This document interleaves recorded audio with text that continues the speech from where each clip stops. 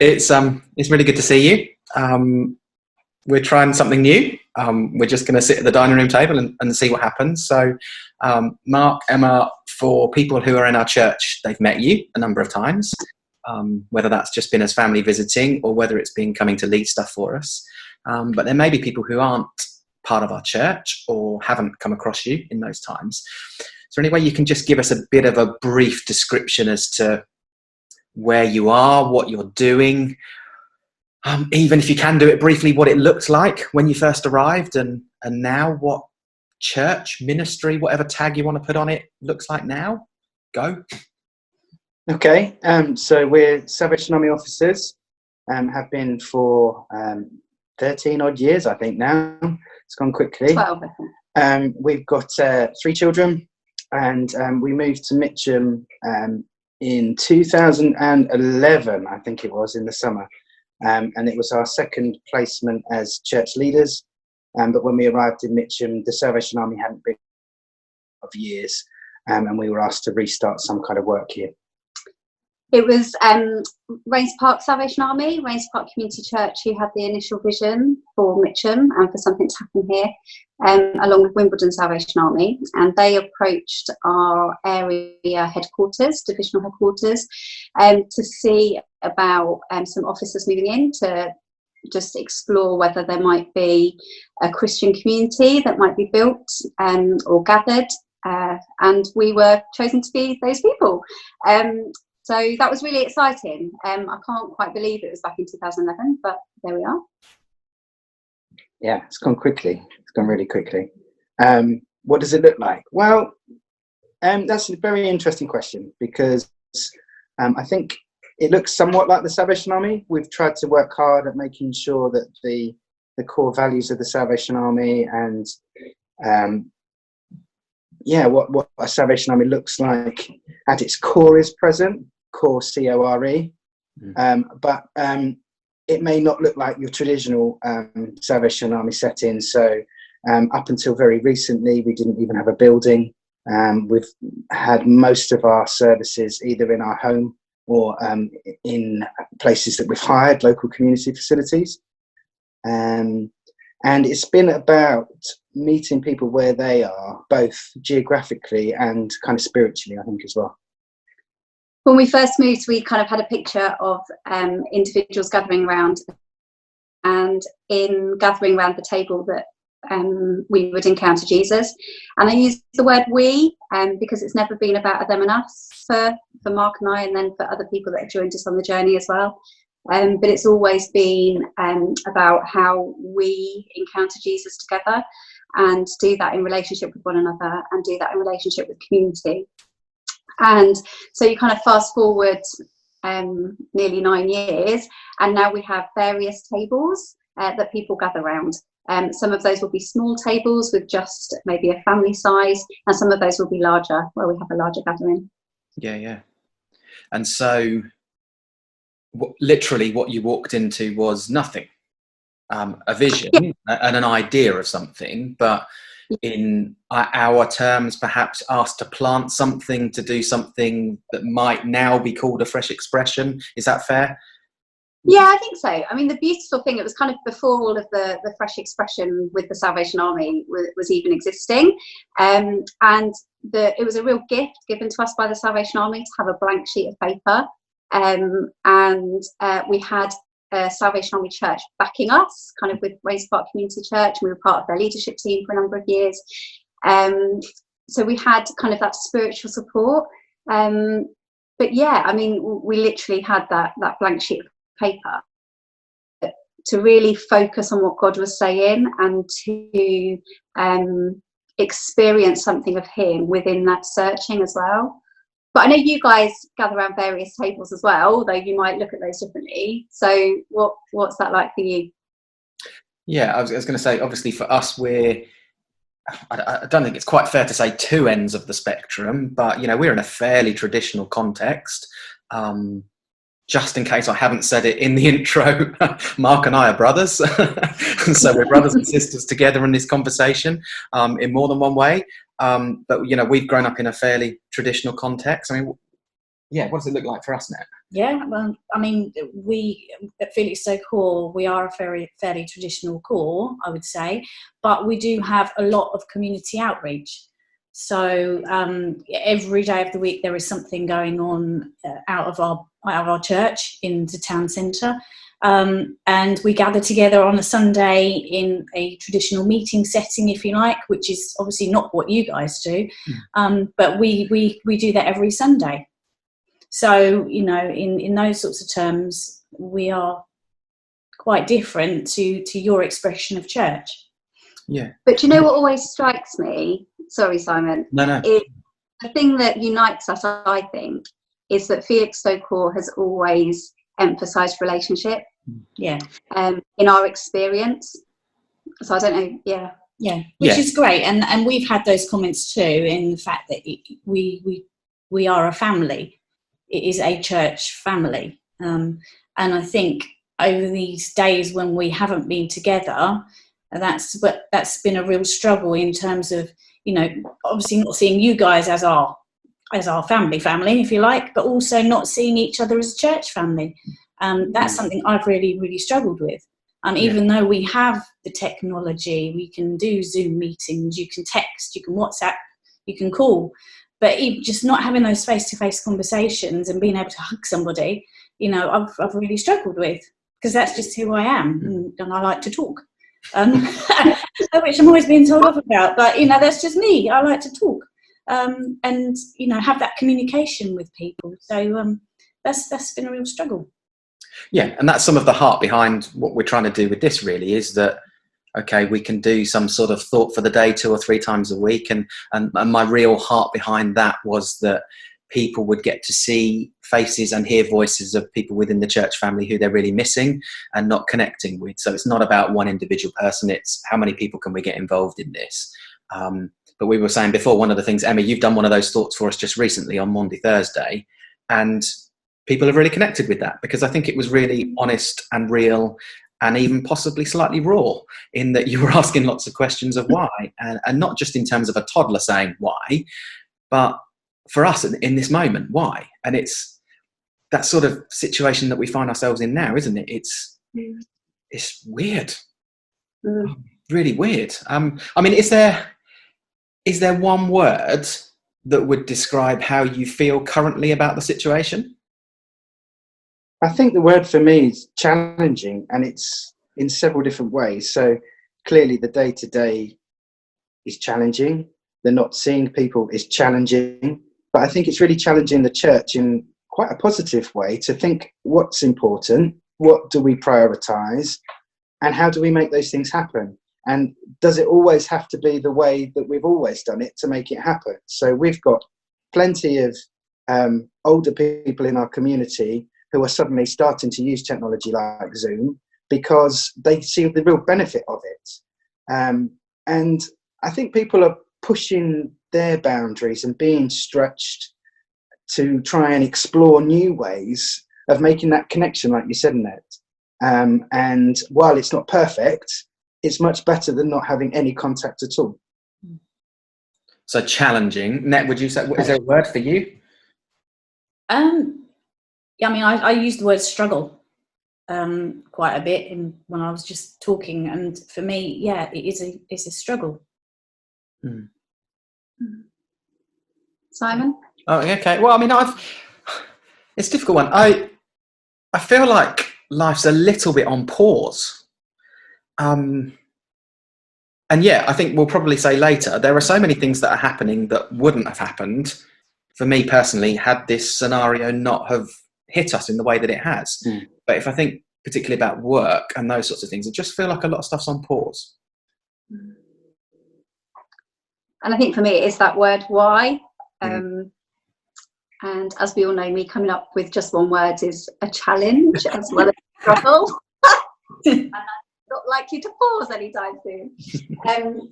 But yeah, I think definitely that why question. And it's not just been asking God why, but it's been about asking ourselves why as well, which I think has been really helpful.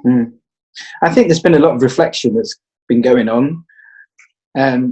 people have been forced to slow down, and it's really noticeable. So we are able, with work, obviously, to get out and about a little bit and interact with some people, not necessarily close face-to-face, but more face-to-face than people who are stuck in their houses and can't get out. But people are walking slower in London. Yeah. And it's those kind of things. I was recording something for our church on Sunday, some audio, and you could hear the birds in the background on the audio track. Now, you would never hear that. There's less planes flying overhead, the road traffic is quieter, the pollution is going down, all of these things that we would never have expected to happen. But it is making people kind of think, oh, okay, well, we're living in a slightly different time now. And what does that mean? How do we interact with that? How do we work with that? Is it going to be like this forever? Not literally, forever, but I think there will be some things that come out of this that will become normal life. I don't know what you think about that. Yeah, I agree. Yeah, I don't know if we know what normal will feel like. No. It could be a new normal, whatever that may be. I certainly think things will be different, and I hope things will be different in a way, in terms of how people have come together in the community, and showing love and light in that way. I think there's been a lot of positivity coming out through all the sort of negative. For one negative, I think there's probably been two positives.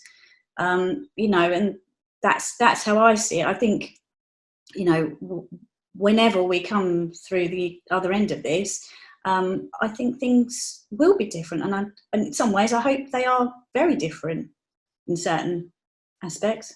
Mm-hmm.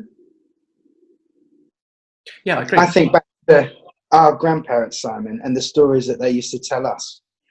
And I keep trying to say to our girls, you're going to be telling these stories in the future. Yeah. And not just to harken back to what happened to us, but because I think we're going to be changed people and our attitudes are going to be slightly different. And I really hope, like you've alluded to, that there will be that positivity that continues. People are helping in a way that they never felt that they could.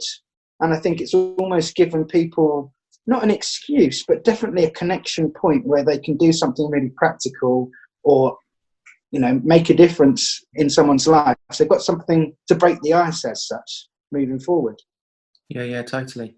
And you mentioned there about the children. I think that's something that's really struck me as well, is just similar conversation, particularly with Ewan. Ewan's 14, moving towards 15 now, and it's just saying, actually, mate, this is something you're going to talk about probably for the rest of your life, because this is so unusual.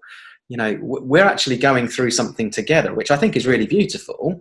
As parents and children, for me and him, dad and son, we're going through an experience that I've got no experience of to share with him. And quite often you're looked at as a parent as being the one that needs to impart all this knowledge and having been there and done it. And I'm going, I don't know.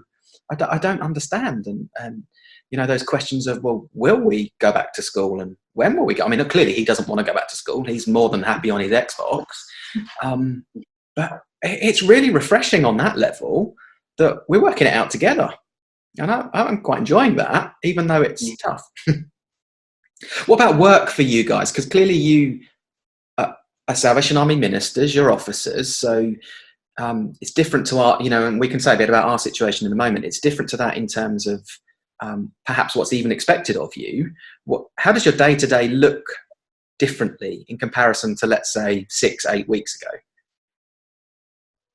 I think we've had to provide our own structure. The first couple of weeks of this were really difficult. There was new guidance coming out every day.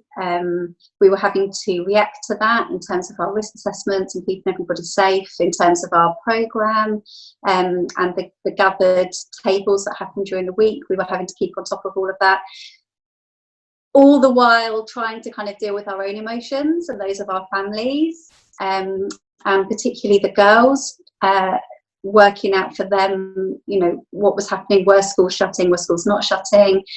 So I think those early few weeks were really difficult. And then I think just last week and then coming into this week, it's felt a little bit more stable in that side of things.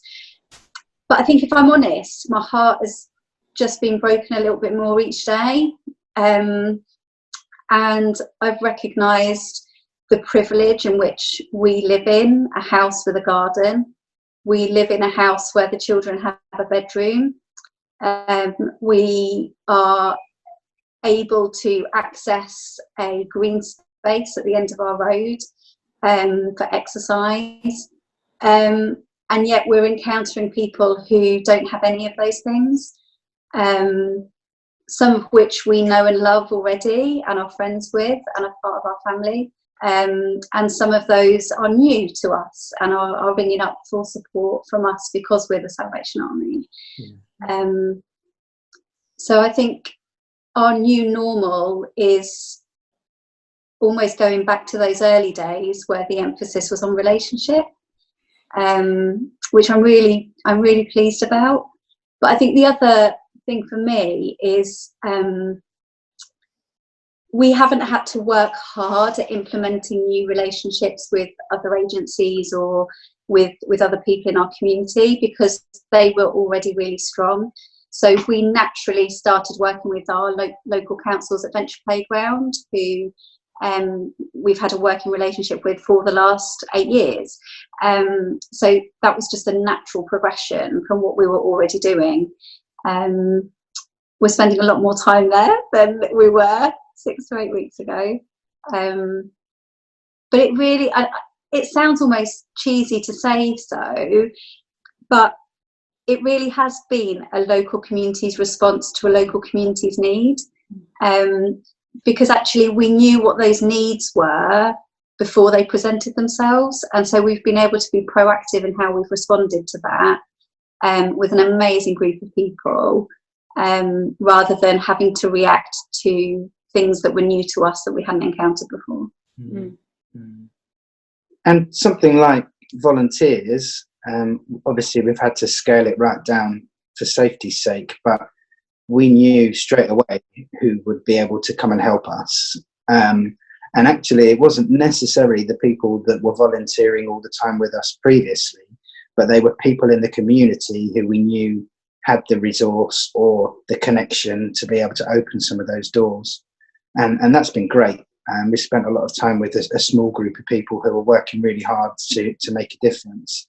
And I think the thing that really struck me is that, as Emma kind of suggested earlier, it's kind of twofold in that we're meeting new people on an emergency basis, trying to help them out who we've never met. But that's lessened as the council and some of the other bigger organisations have got online and been able to kind of develop systems to counteract that. But what has stayed and remained steady is the connections that we've already built with people over the last however many years we've been here. And like Emma said, we could say straight away, okay, that family are going to be feeling it at the moment because they're in a 1-bedroom flat, or those guys, so-and-so's just lost his job, therefore, that's going to be a struggle for them straight away. And I think we were able to kind of get in there pretty quickly and be proactive, as Emma said. Which has been, it's been really encouraging for us, actually. It's kind of justified, not that we needed to justify why we've invested in relationships with people, because that's what it's about, but it has made us think, okay, yes, that's been well worth it. And when emergency has hit, actually it's come to be really, really helpful. But I also just want to add, it's reciprocal. Yeah. So our community, our friends, they know what we need as a family. They know some of the struggles and the difficulties that we have. So we've had a friend who's been giving the girls tasks to do each week. We've had another friend who's giving Esme a load of fabric so that she can do some sewing. So it's not just been about us in terms of our family. It really has been a beautiful what's the word, like two-way relationship. People have looked after us. It's been a mutual supporting as opposed to a one-way. Which must be really affirming, that putting in the hard work at the beginning in relationships and that being such a key value, that's not about you being brilliant at what you're doing or success in that, but actually just the importance of that. And like you said, Mark, when emergency, when pandemic comes along, actually you're seeing the benefit of 7 or 8 years of real relationship building. And I mean, the ironic thing for us is because we'd just been able to get a building, we were starting to put program elements in place, and they got shut down very quickly because of the timing. And it wasn't like, oh my goodness, no, what do we do now? It was kind of like, oh, all right, we'll just do what we did previously, you know. And we were able to kind of not pick up where we'd left because things had changed, but at least the relationships were still there, and work could continue, and, you know, life could be lived together without a huge amount of shifting around. Yeah. It's really interesting. And what about you, Nate? You work in the NHS. I do. So we're banging our pots and our pans on. Yeah, on a Thursday night. Thursday evening. Yay. I'm thinking all the time. Well, I mean, how's work look different for you? Well, I mean, I work in finance in the NHS, so I'm not on the front line. However, my responsibilities for our local trust are to keep the cash moving around. We've still got to pay suppliers. And at the moment, there's obviously been a massive increase in the need to get more supplies, more PPE, to try and source the right suppliers. So for me, it's been as busy as ever. I mean, when this all first kicked off, I was still travelling to Colchester, which is where I'm based. But fortunately, we are not actually based in the main hospital itself. I think if we had been, I would have been very nervous, shall we say, about still going to work every day. But it was about trying to enable my team to be able to work from home, because obviously that's been the big push for everybody to work from home, which, thanks to our wonderful IT guys, we are all now working from home. And obviously that in itself has presented lots of challenges, because everything is a lot slower. People's broadbands don't necessarily work brilliantly every day. And it's been a real test of character and of the team's patience to work in a totally different way. Because, I mean, I'm used to working from home every now and again, but they're not. They've never done it before. So for them, it's something totally new and totally different. So actually, for me, the way our team has come together has been really pleasing. And you know, pride is not a very good thing to have, but I can say I am proud of them all, because they have really pulled together. And we have. We don't have Zoom, but we have Microsoft Teams, so we can talk to each other every day. We can see each other every day. So the level of communication is still as good as, you know, being in the office together. But obviously, not seeing people and being together is a real struggle for some of the team as well. You know, that's been a real challenge. And also, it just happens to be year end. So the busiest time of the year is the worst time not to be working together in the same offices. And bless the Department of Health, they still want all of their figures to the same time frame. So, you know, I've been doing some long days, but I'm sure there are longer days ahead. But again, you know, that's where we are, pulling together and still managing to work as a team, even though we're not together physically. So, you know, I'm so proud again to work for the NHS. I feel like I am trying to do my bit for the community, even though I'm not, you know, standing by bedsides. But I'm still having to do my job to keep the trust flowing, if you like. So it has been a challenge, and I think you do feel the pressure a bit more in these times. But, you know, we just still have to take every day at a time, and we've still got to do our jobs and still meet the deadlines and still pay our suppliers and pay our staff. And yeah, there's still lots to do. So for me personally, I'm not bored in any way, shape or form. I'm as busy as I've ever been, just not in the office. I'm at home all the time. You know, and it's been trying to manage that, and obviously for Simon, your work situation has changed a bit now as well. Mm-hmm. So it's been trying to work together, and also incorporating homeschooling as well for the children. And actually it's been a bit more trickier this last week because they've been on holiday. So they've not actually had that structure of doing schoolwork. It's been trying to do other stuff as well in between, trying to get all the work done. So, yeah, challenging times. And for you, your work pattern has desperately changed. Yeah, I mean, the first 2 weeks of lockdown, I was working from home, and Annette was still out and about at the hospital or trying to get all of this tech working. So it was, okay, let's try and make sure that both of the kids have got schoolwork to do, and the schools were great at setting work. And to be fair to the kids, they were brilliant at having a go at it and trying to get stuck in. But as always, particularly with a 9-year-old, she wants every single thing checking. So it was, okay, actually I need to put work to one side and just concentrate on those two for the 2 weeks. And then that was some really late nights in those first couple of weeks. But I've now been put on furlough. So I have the massive privilege of running a little charity based in Ipswich, but the vast majority of our team are now on furlough.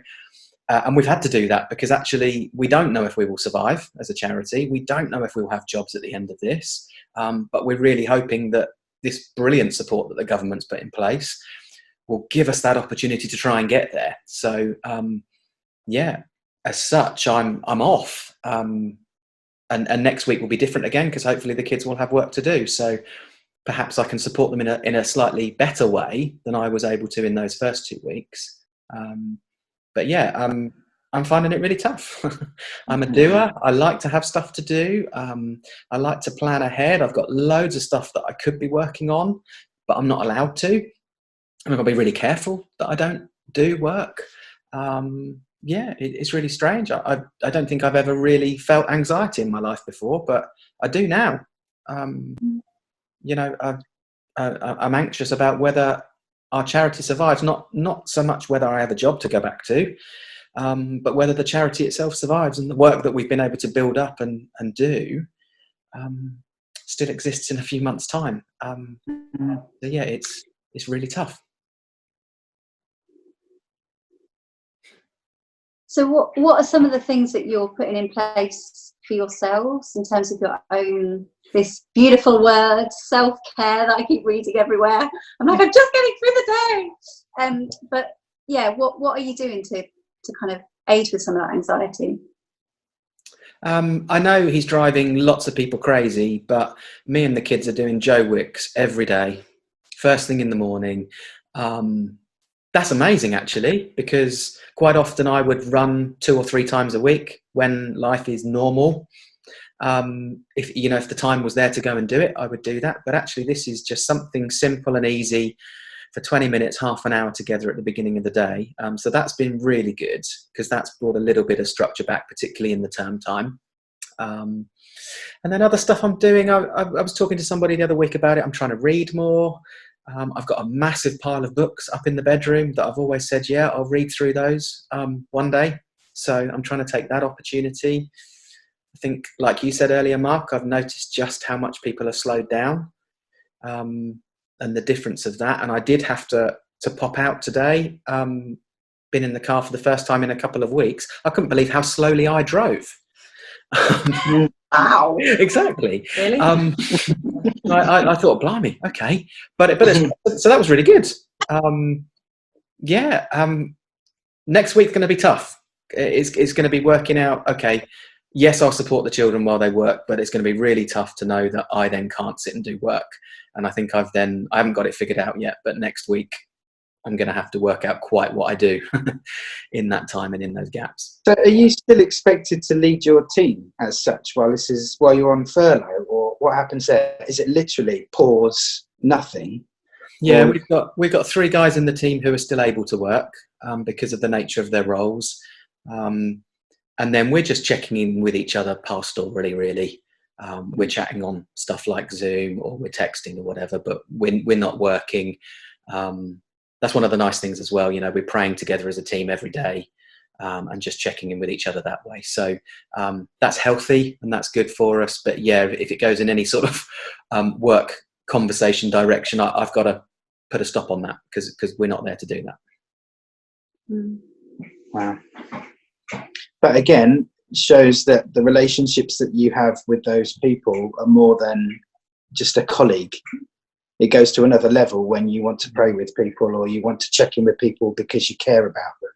Yeah, absolutely. Yeah, and really fortunate to work in a Christian setting, a faith-based charity. So some of the values we've put in place and some of the expectations we've put are that we do that stuff, but it shows a lot about the team that I'm so fortunate to work with, that they want to do that. And you know, that somebody in the team yesterday on a bank holiday sent the message say, you know, are we praying, guys? And there were a few of us going, oh, it's bank holiday, I'm trying to have a lie-in. And that sort of stuff. But that hopefully shows the heart of the people, which is really important. And one other thing I'm trying to do as well is somebody years ago encouraged me to look at the daily examine as a sort of a prayer model and a reflection and a way to look back at the day. And I sort of promised them at the time I would, and I never got round to it. So I'm now trying to do that every day. At the end of the day, just plug my headphones in and have a listen to that and work my way through it. So yeah, hoping that will give me some space spiritually to reflect during this space as well. So in terms of your faith then, how has this affected your faith, like in the last few weeks? What maybe have you encountered anything new or? For me, I've struggled because I use my daily commute as my prayer time. So I tend to use that as my quiet time. When I'm driving to Colchester, I turn the radio off and it's just me and God. And that's my time to have my one-to-one chat and just to pray for the day, to leave anything which is on my heart out there with him. And just to listen. I am concentrating on my driving at the same time. Multitask, you know. But that I have really, really missed, because obviously I'm commuting from upstairs to downstairs at the moment, and that's it. So finding time, but I am following some daily reading plans. So at the end of the day, I'm just taking those few minutes out just to sit myself down and just read through that plan, read through those verses associated. And that has been my quiet time. So I've just had to adjust. In terms of my faith, I nothing has changed in terms of my belief pattern, my prayer. I believe that, you know, prayers will be answered in his time. Everything is happening for a reason, and he's got it covered. It might not feel like that, and that's when we ask those questions of why. But we just have to trust, and we just have to keep believing, and still sharing that hope of him. You know, especially over Easter. I mean, it was fascinating over Easter weekend. I actually watched the Pope's message on Sunday morning, mostly because we didn't have broadband or proper TV because that had gone down. So I ended up watching BBC One and watching the Pope's message. And actually, in those moments, and what he had to say really did speak to me.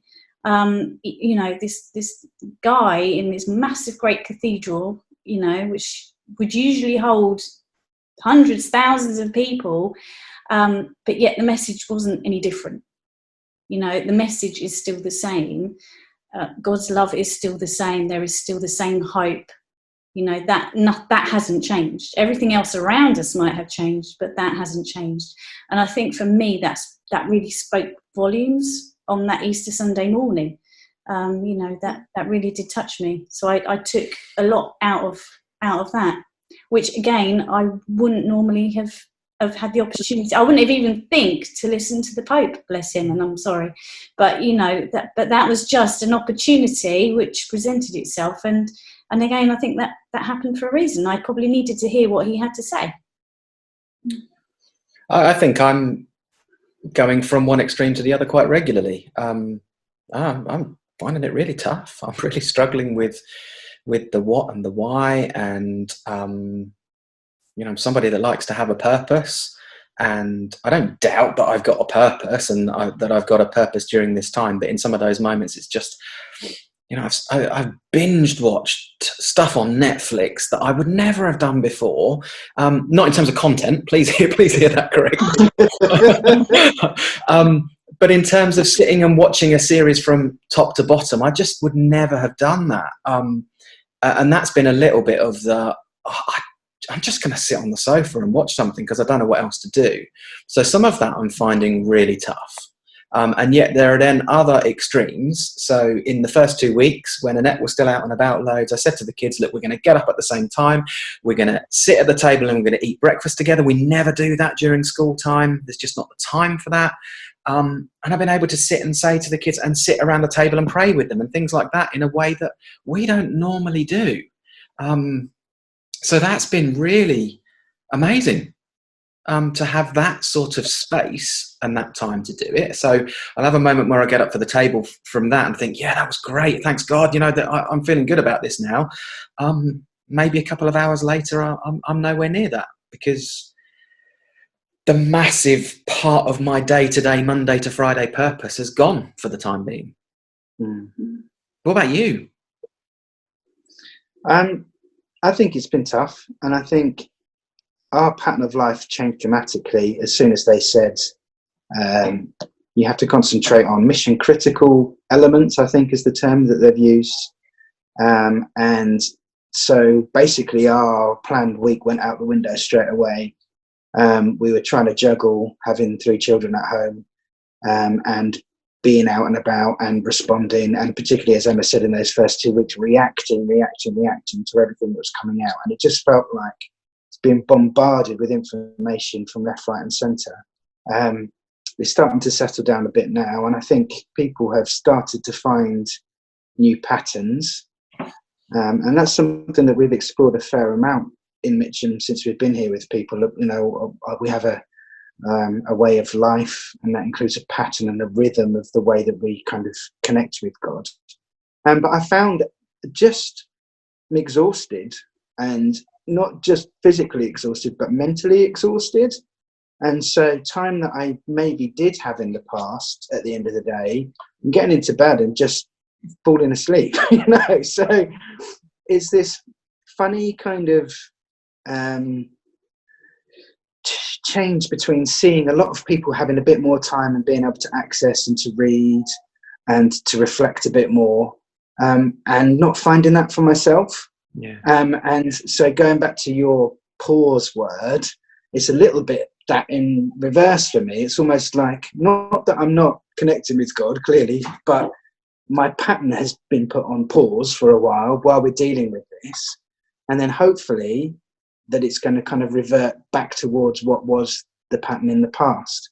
And so, Annette, I used to pray a lot when I was out walking to work or walking around the community. Well, clearly I'm not doing that as much as I did. So I'm making every opportunity that I can when I do that to get out there and do it. But my rhythm, my pattern of life, I've had to look for other ways of finding that time.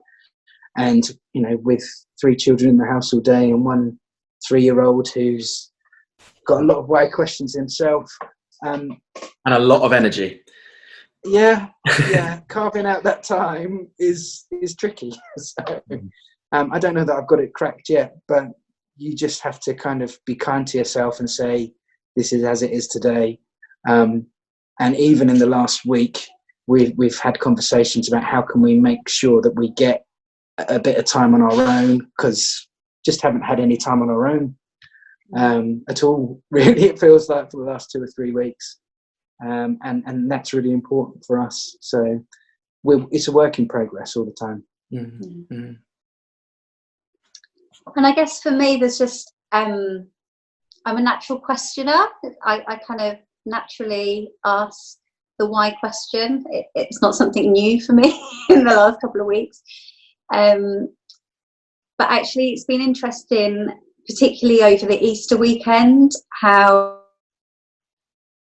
is speaking to me as Emma, not as one of the leaders of Mitcham Salvation Army, not as a Salvation Army officer, not as a mum, not as a wife, but as Emma.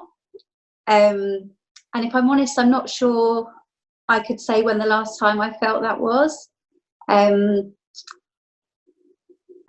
I'm regularly in conversation with God. I'm not a sit down and meditate kind of prayer, as the 3 of you know, but I'm regularly in conversation with God throughout my day. And that's often about other people, and it's often about the situations we find ourselves in and this beautiful community we find ourselves in. But just particularly over this last weekend, I've really felt God challenging me. And the Bible verse that's really struck out for me at Easter is from John's Gospel, where Mary runs out of the tomb and is crying, and she hears her name spoken. And when she looks up, it's Jesus calling her name. It's at the end of John's Gospel. And for me, there's something really powerful in that let's just note it was a woman. The men ran off in fear. But in that moment, when Jesus said her name Mary, that was when she recognized the resurrection, and that's where she recognized the transformation in her own life because of that. And so I guess I'm praying into that a little bit at the moment. What does that mean? Why is God trying to get my attention at the moment? Yeah, that's really helpful. And another thing I think is just the unexpected nature of what's happened. Nobody saw this coming. Nobody could plan for it. And it's been fascinating to see how people have been able to deal with it. Some people have found it okay. Some people have really struggled with it. But I was kind of reflecting over Easter about how even though the disciples had journeyed with Jesus for so long and he'd been telling them and trying to explain to them what was happening, it still was unexpected, the events for them. Yeah. And when you look at that story through the way that people reacted to the unexpected, that was my kind of take on Easter this year. It had a completely new spin to it. Yeah, that's really interesting. I was thinking maybe last week or so, I was just thinking back to, we spent Christmas with you, Christmas just gone, which was great. But we also spent last Easter with you. We came and visited for 2 or 3 days, which was really cool. And one of the things that really struck us at that time was just how community is and looks different in your context to what we experience. Down to having an Easter Sunday service in the Adventure Playground, or Good Friday in the park, as we did, didn't we? It was baking hot last year, and little things like that. So we've seen that element of community in real action with you and what that looks like. I think when we did a quick video call on Easter Sunday this year, as we got to the end of it, you said something about you were going to go and do something over the fence with the neighbours later on. How are you actually doing community now? Because you are about people. People just turn up at your house. People sometimes knock on the door, but sometimes they don't. And I find that really challenging, but also really exciting. How are you able to do it currently?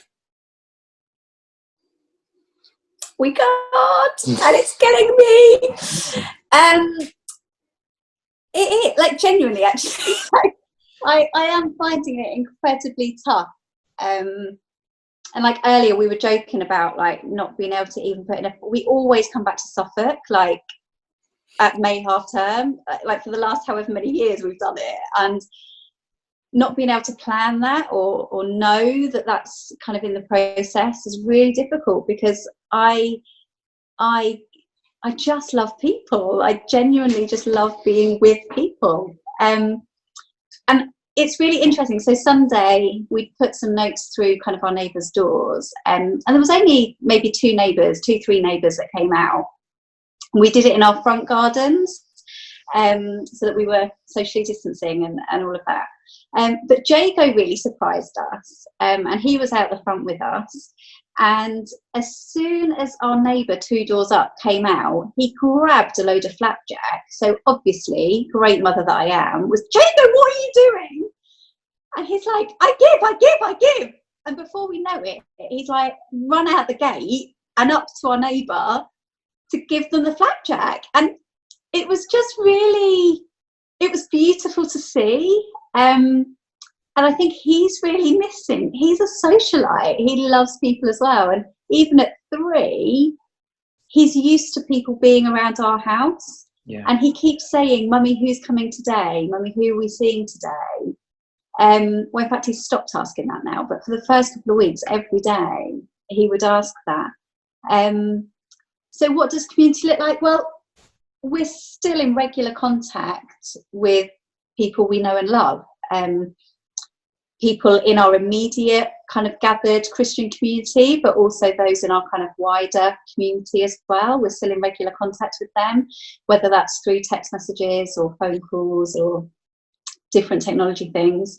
Had a beautiful moment tonight where one of our beautiful friends, who's part of our church, had run out of remotes for her batteries for her remote. So she just popped round, and I'd put them in a bag on our garden gate. And then when she arrived, I opened my door and we had a brief shout at each other. So it's still happening, but obviously in very different ways. Yeah. And I think the hardest thing for me, obviously being quite a physical, I show my affection quite physically with people. It's been really hard when people have been upset, particularly, and we've had a few friends now that have had family members die in the last few weeks, and to see them visibly upset and being unable to go and offer that physical comfort, it has been really tough. Yeah, that's really interesting, because I wasn't expecting that to come up in that way tonight, but as ministers, that's a really important part of your role. That if people go through grief, or if there's death in a family or that sort of thing, you'll be probably one of the first people that are through the door to spend time with people, and just not necessarily to have the right words, but to be a source of comfort for them. That must be devastating to not be able to do that in the same way. And we fall back on, if you don't have the right words, it's all about being present with people. Yeah. And so one of my close friends is also an officer. I was on the phone to him today, and he has to go and do a funeral on Friday where there'll only be 5 people allowed to be there. And even just in the preparation, it's so different. You know, you go and visit the family, you try and make that connection, however short term or however quick it needs to happen, to at least get up to speed with that. But he can't do that. It all has to be over the phone, and you're feeling like you can't provide the kind of service that you would want to give to people at this time, because there are just measures in place that don't allow you to do that. Mm-hmm. So some of the community stuff, perhaps some of my reflection on that is actually, if there is ever a going back to normal, that's the phrase I still seem to hear lots at the moment, but for you guys it will just be actually an element of getting back to what's been really healthy and been really good. Something I was thinking about today, I don't know whether you can answer this or not now, I don't know, but I wonder whether we will do community really differently as a result of this. What do you think? I think I touched on it earlier. I think saying I sort of hope it will be different in lots of ways. At the same time, I think, you know, we do community fairly well. But I mean, for me, when this all kicked off, Felixstowe Helping Hands was formed, which is like a community group where we've had hundreds of volunteers signing up sort of through Facebook, and it's been a coordinated effort just to make sure the whole local community is you know, serviced, and making sure that everybody's okay. If you need a prescription picking up, somebody will go and do it. Even just phoning each other, you know, that's sometimes all people want. They just want somebody to talk to. So when this all kicked off, we were actually on annual leave that week. So we'd been away for a few days. So when we came back here, I sort of launched into that, really. Sort of put myself down, signed myself up. We went treading the streets, putting postcards through the door with a phone number on it, you know, for people to contact. And a few people, even that time, it was, you know, social distancing was there. And I had a lot of conversations at the door with people, because they were just so grateful that this was out there, this was available, and it was a real source of comfort to know that they could call somebody. You know, they didn't have family, you know, who lived down the street or in the same town, and it was just to know that they have got somebody in this community who they can go to. So I think from that perspective, I'm hoping and praying that actually community in Felixstowe and the surrounding areas will be a lot stronger for this. And I think it will be, because of the amount of just sort of love and care that we are now showing to each other, you know, and you know, it's Christian, non-Christian, it doesn't matter. Actually, everybody is doing their part and actually putting themselves out there to help each other and to show love. And I think that's just been such a really wonderful thing. You know, and part of the church, you know, in Felixstowe going forward, not just the Salvation Army, but all of the churches together, you know, we can really build on that. I think, you know, I think it gives us a real opportunity to build on that love and care that people are showing for each other. It's given a context for people to be able to connect. And so I don't know if it's happened much in Felixstowe, but in London I know a lot of kind of WhatsApp groups have been set up in streets where people are checking in with their neighbours, and those awkward, like I alluded to earlier, those awkward conversations the first time round of how do you make contact with your next door neighbour or the people that you live close to, that's not awkward anymore because there is a reason to do that. Yeah. And my hope is that those connections continue way beyond all of this because the relationships have been formed now. And I know in our road they're talking about a street party at the end, and you know, it's just suddenly people have a connection point that they didn't have in the past. Yeah, it feels like the church has a massive opportunity. Yes, currently, in terms of how we respond and cope with it, but I'm sort of thinking constantly, I wonder how the church will look really different after this as well. Will we take a different approach to things? Will we have a different view on how we go about things and how we treat people and how we interact with people? That some of that, that's some of the hope for me. Some of the excitement for me is that there is a real possibility to do something really quite meaningful going forward through this. What about you, Emma? Is there anything particularly you're hoping for out of this? I think there's two things really that I've been thinking a lot about, and I think one is around the church, and even for us, like, I don't think things should go back to the way that they were in the early part of this year. And I want us to learn, I want us to be challenged, I want us to almost explore even more what does it mean to be in relationship with one another and invite Jesus to be part of that. What does that really mean? And I think then that throws up for me questions around theology, about full-time leaders in settings, and exploring some of that theology. Is that something we could expand on another time, do you think? Yeah, probably. Perhaps as a topic, I wonder whether that's something we could come back to at another point if people even interact with this and like it. But that seems like that's quite a meaty opportunity to open up. Yes, good idea. But my other hope is, over the weekend, I've had 2 conversations with 2 amazing women. So one who is in her early 30s and is a social worker and is very committed to exploring what this means in terms of relationship, in terms of church. And the other one was with a 15-year-old who is just one of the most beautiful beings.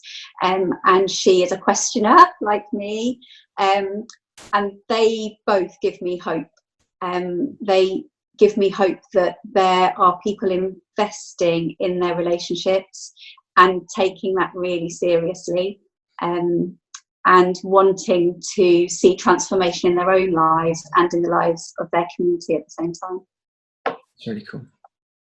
Okay, we're probably coming into land a little bit on this in terms of time and stuff, but is there, I think I said to us all earlier, is there any particular part of scripture, or it doesn't even necessarily have to be scripture, but perhaps something you've read recently that's really challenged you or that you're leaning on?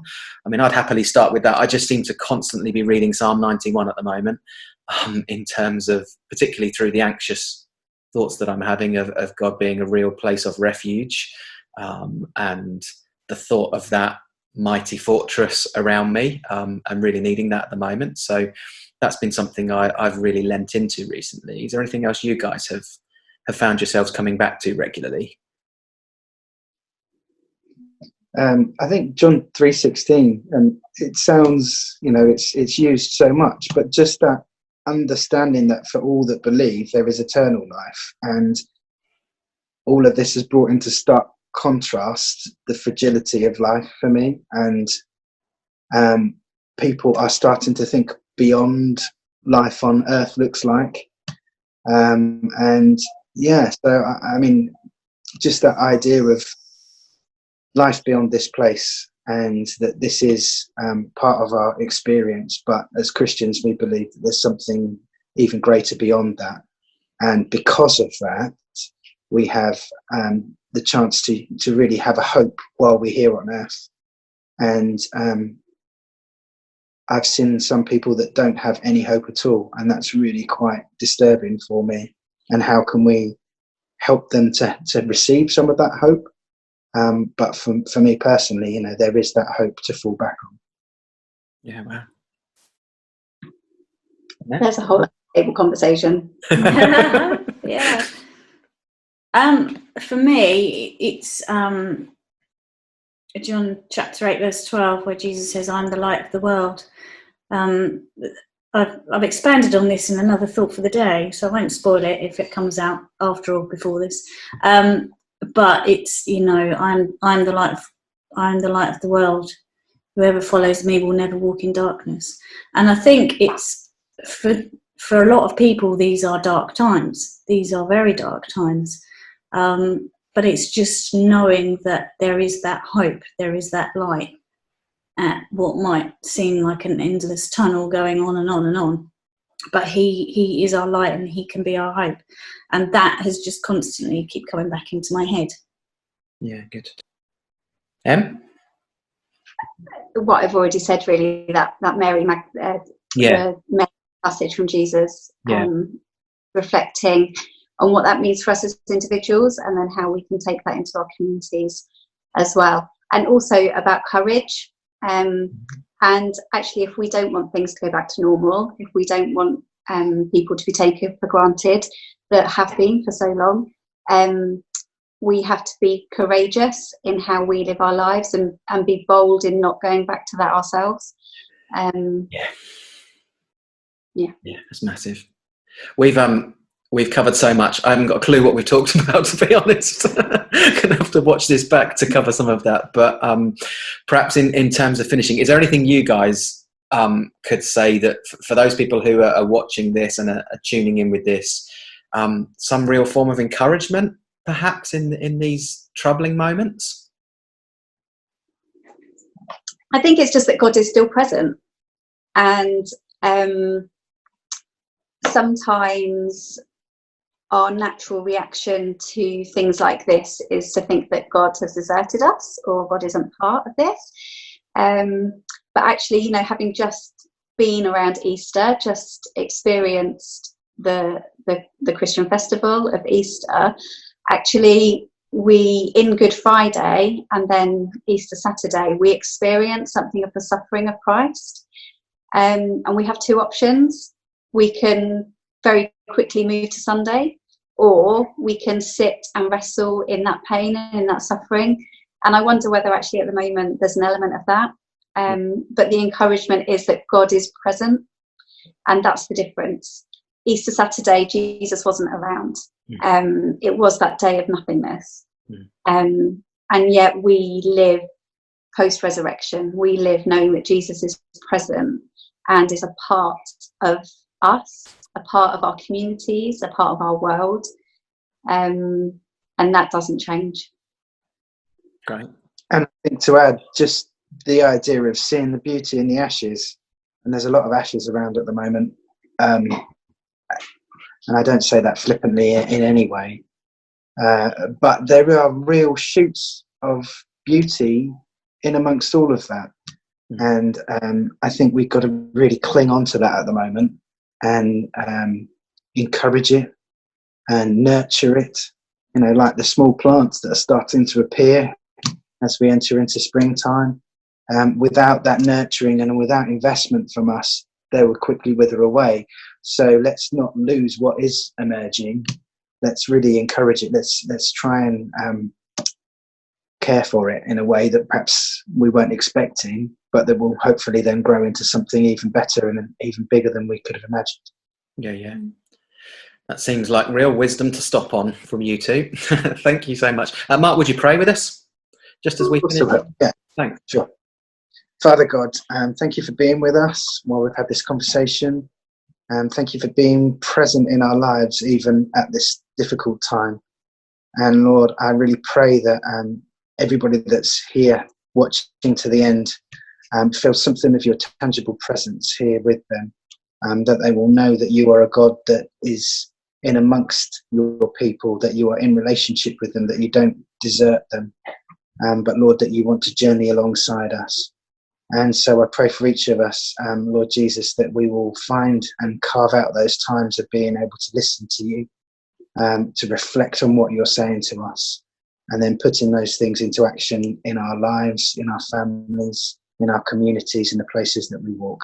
So I pray these things in your name, Lord Jesus. Amen. Amen. Thank you so much for doing this.